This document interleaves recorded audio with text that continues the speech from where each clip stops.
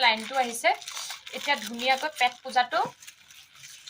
কৰি ল'ম একদম খাওঁ খাওঁ লাগি আছে কাৰণ বহুত দিন খোৱাও নাই বাপৰে এইটো মুখত ভৰাব পাৰিম নে নোৱাৰো হয় ৰাইজ মুখত ভৰাব পাৰিলেতো ভালেই হ'ব আৰু যদি ভৰাব